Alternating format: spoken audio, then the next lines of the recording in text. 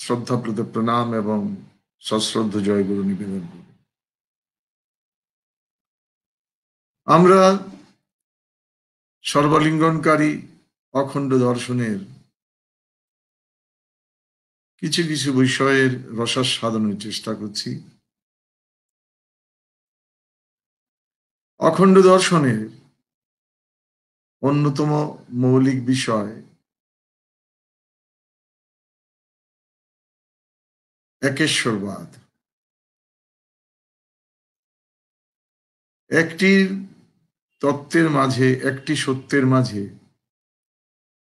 সমগ্র মনোপ্রাণ উজাড় করে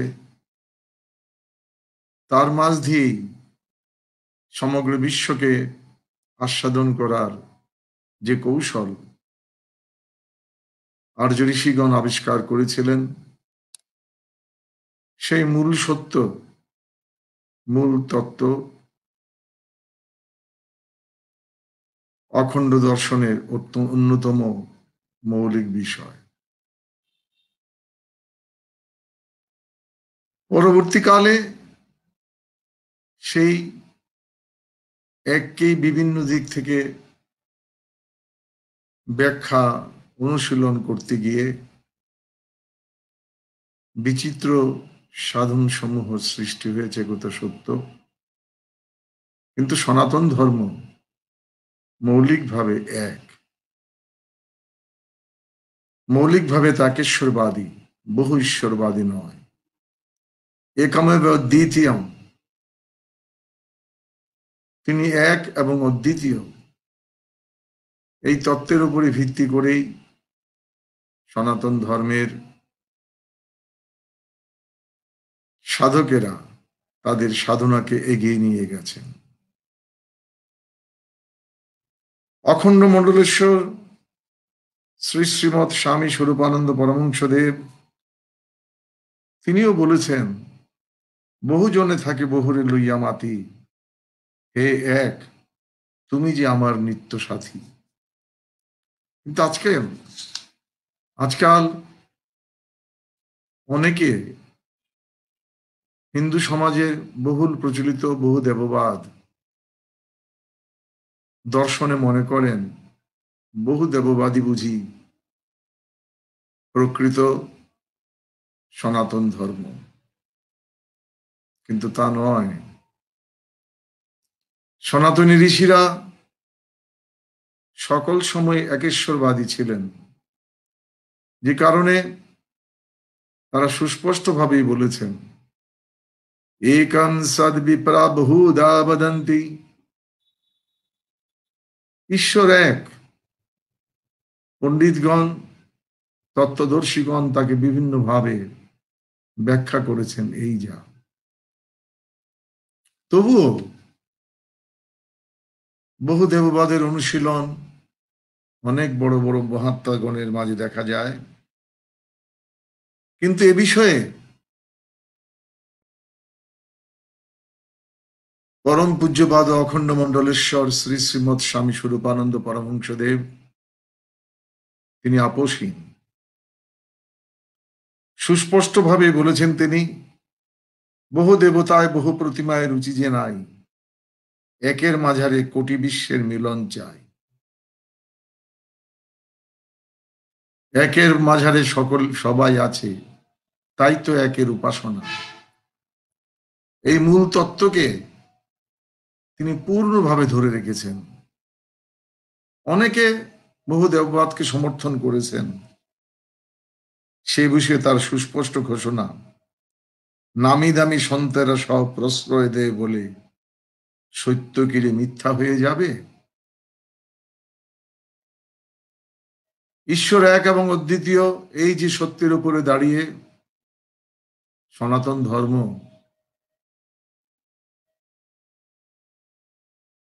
তার কোনো ব্যত্যয় হতে পারে না। সে মূলকে নিয়েই স্বামী স্বরূপানন্দ পরমহংসদেব তিনি আমাদেরকে বলছেন যে তোমরা তো একের আহ্বান শুনেছিলে, তবুও কেন এককে হেলা করলে। এক কবিতায় তিনি বলছেন, একেরে কেন করিলি হেলা, দোষেতে দিয়া মন, জীবন কিরে শিশুর খেলা, অযতনেরও ধন,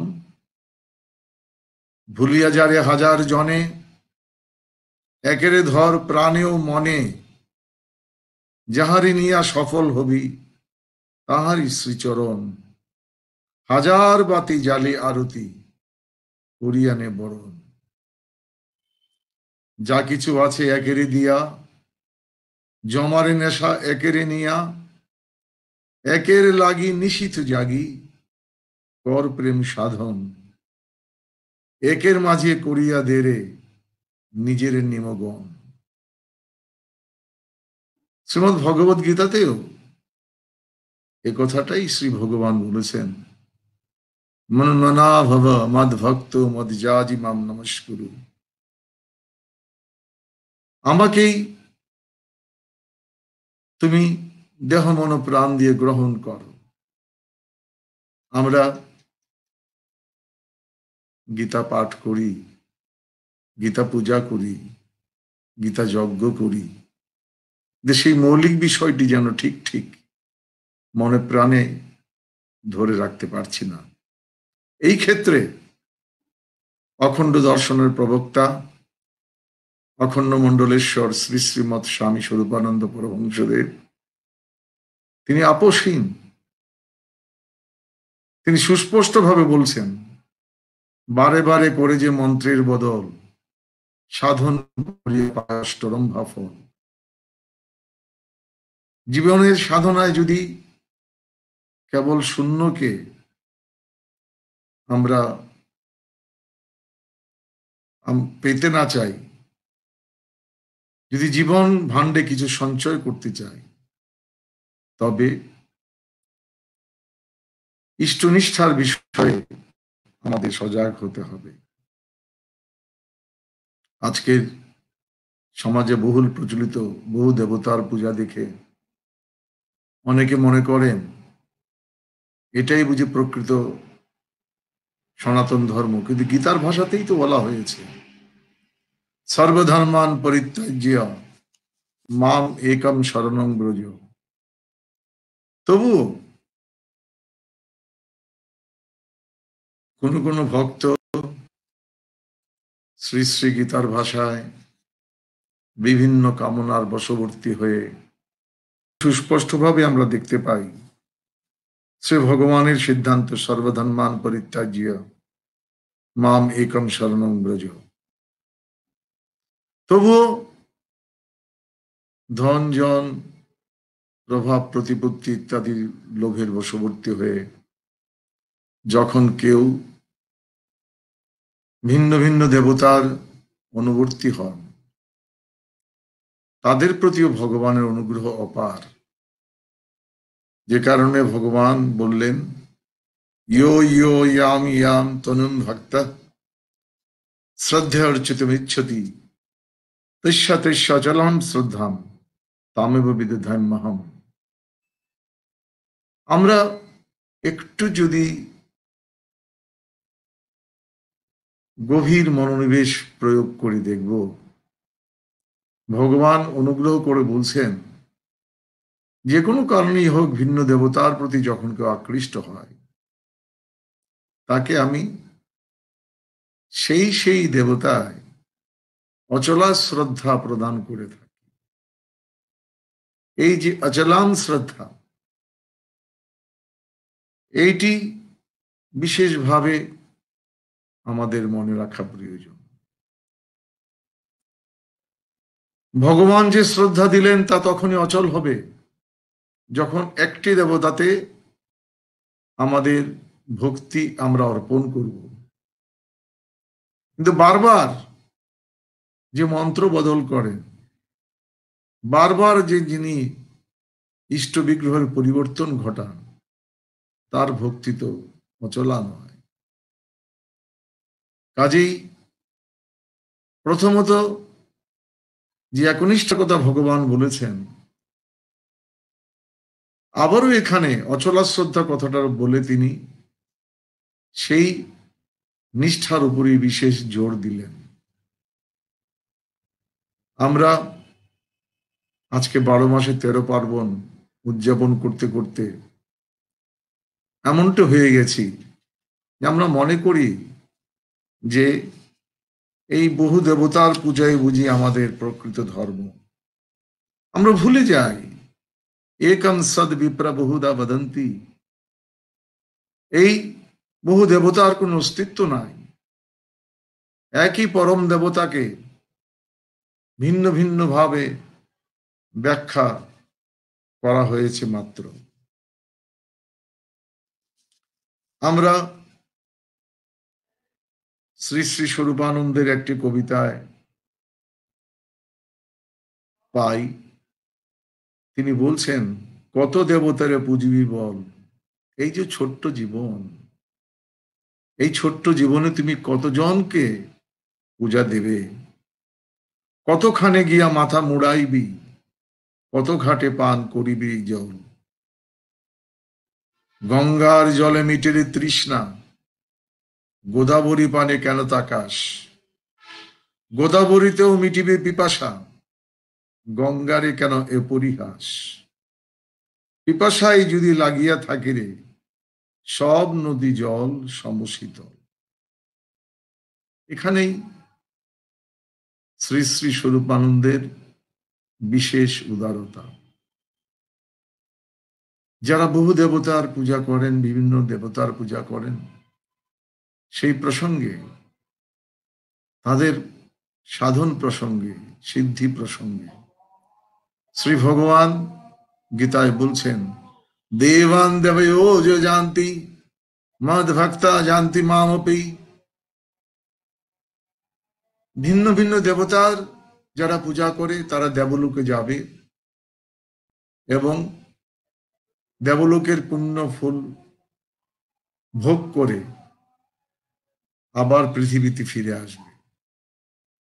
কিন্তু আমার যার ভক্ত, তারা আমার কাছে আসবে। আর স্বামী স্বরূপানন্দ যে বলছেন, তুমি যদি তোমার জীবনের নিষ্ঠাকে ধরে রাখতে পারো, তবে তুমি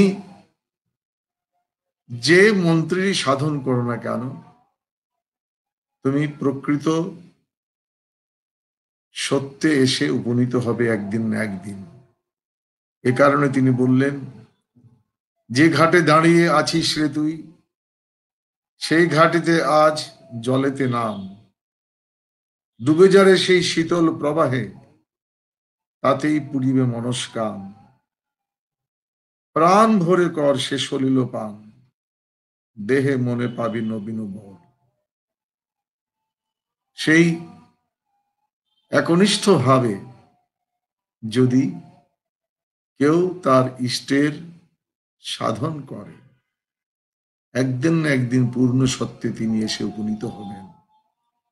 এটি আচার্য শ্রী শ্রীমৎ স্বামী স্বরূপানন্দ পরমহংসদেবের কালজয়ী ঘোষণা। এখানে তিনি সুস্পষ্টভাবে বলছেন, যে সকলকে এক পথের অনুসারী হতে হবে তা নয়, কিন্তু আবারও বলি, বিচারের ক্ষেত্রে যত মত তত পথ। আর সাধকের জন্য এক মত এক পথ, এটাই সনাতন, এটাই অখণ্ড দর্শনের অন্যতম মূল বিষয়। শ্রী শ্রীমৎ স্বামী স্বরূপানন্দ পরমহংসদেব আমাদের বহু দেববাদের প্রতি যে স্বাভাবিক প্রীতি, সেই বিষয়ে উল্লেখ করে বলছেন, বহু দেববাদ ভারতের ধর্মজগতে বৈচিত্র্য আনিয়াছে। কাব্যের দৃষ্টিতে তাহা মনোহর, রসের দৃষ্টিতে তাহা চিত্ততোষক, কিন্তু জাতীয় দৃষ্টিতে তাহা অনৈক্যবদ্ধ। বহু দেববাদের অনুশীলন করি বলেই আমরা এক ধর্ম পালন করে হাজারো বছর পরেও এক জাতির হতে পারি না। এই বিষয়টির উপরেই শ্রী শ্রী স্বরূপানন্দ বিশেষ দৃক্পাত করেছেন এবং বলছেন যে বহু দেববাদ যত বিচিত্রই হোক, কাব্যের দৃষ্টিতে তা যতই মনোহর হোক, রসের দৃষ্টিতে তা যতই চিত্ততোষক হোক, কিন্তু জাতীয় দৃষ্টিতে তা আমাদেরকে বিচ্ছিন্ন করেছে। এই বিচ্ছিন্নতা দূর করতে হলে আমাদেরকে একনিষ্ঠ সাধন করতে হবে। যে কোনো মত পথের অনুসারীরা যদি একনিষ্ঠভাবে সাধন করেন, তিনি যে পরম সত্যে এসে উপনীত হয়ে সকল মত ও পথের রসাস্বাদন করবেন, এইটি শ্রী শ্রী অখণ্ড মণ্ডলেশ্বরের এক কালজয়ী ঘোষণা। ছোট নদী বড় নদীতে মেশে, বড় নদী বৃহত্তর নদীতে মিশে, বৃহত্তর নদী আরো বড় নদীতে মিশে গিয়ে শেষ পর্যন্ত মোহনায় সাগরের সঙ্গে মিলে। ঠিক তেমনি যে কোনো সাধন যদি সাধক একনিষ্ঠভাবে সারাটি জীবন চালিয়ে যান, ধীরে ধীরে বিভিন্ন আবর্তন বিবর্তনের মাধ্যমে তিনি সেই মহানাদ ওঙ্কারে এসে পর্যবসিত হবেন, মহাসত্যকে লাভ করবেন। এই জন্য কোন মত বড় কোন মত ছোট সেই দিকে দৃক্পাত না করে সবার আগে প্রয়োজন একনিষ্ঠ হয়ে সাধন করা।